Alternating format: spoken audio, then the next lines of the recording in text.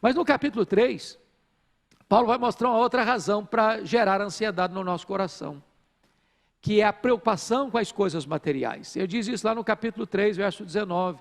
Algumas pessoas só se preocupam com as coisas terrenas. E eu sei que este é um momento de grande angústia.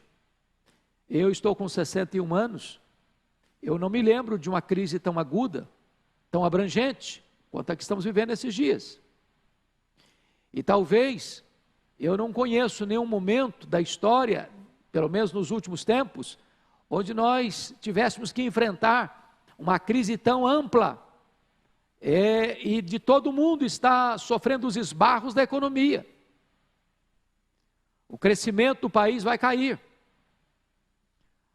Os prejuízos vão ser enormes. Isso é uma realidade, é uma constatação. E se nós não tomarmos cuidado, os esbarros financeiros, os embates que o governo, que a economia do nosso país e a economia global, ou das grandes empresas, ou das médias empresas, ou das pequenas empresas, ou de você como cidadão, pode deixar você muito ansioso. Como é que vai ser? O que será? Como é que eu vou administrar isso?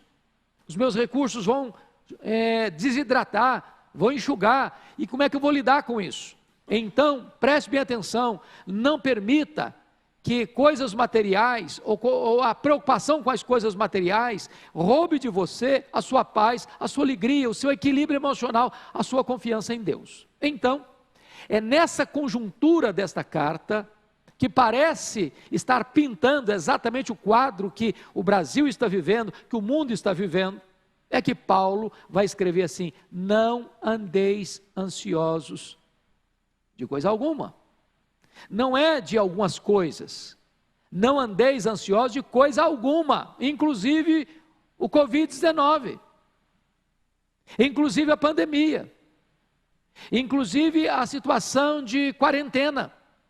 Não andeis ansiosos, é a ordem de Deus, isso é um mandamento de Deus. Agora, a pergunta é, ok, mas como é que eu posso fazer para não ficar ansioso?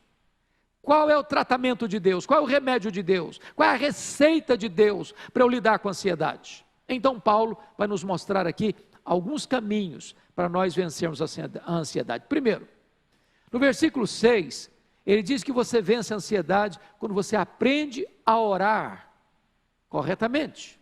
Veja você o que ele diz: não andeis ansiosos de coisa alguma, em tudo, porém, sejam conhecidas diante de Deus as vossas petições, pela oração e pela súplica com ações de graça. Então, Paulo está mostrando para nós que você vence a ansiedade quando você aprende a orar corretamente.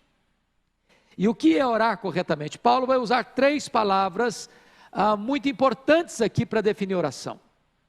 A palavra oração que ele usa é a mesma palavra no grego para adoração. Então, ele está falando de súplica e petição, e ele está falando também de ações de graças. Então, preste bem atenção nisso. Você adora a Deus por quem Deus é. Você dá graças a Deus pelo que Deus faz. E você suplica a Deus porque Ele é seu Pai.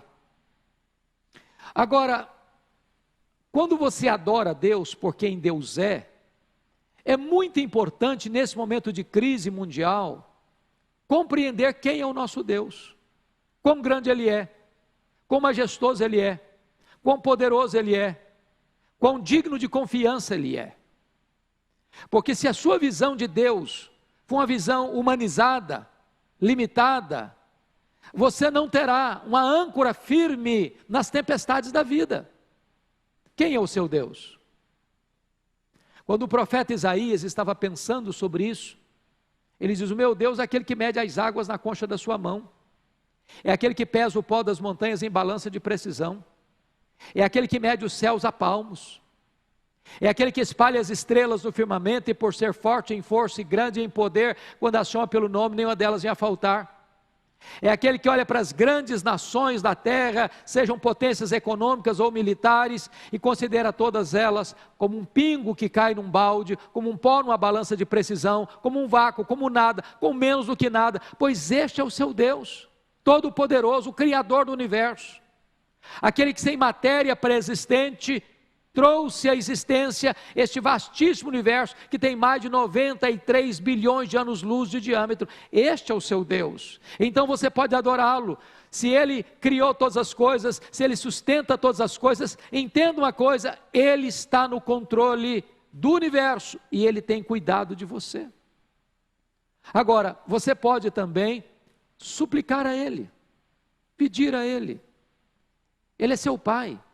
Antes que a palavra chegue à sua boca, Ele já a conhece. Ele escuta não só suas palavras, Ele escuta os seus gemidos, seus soluços.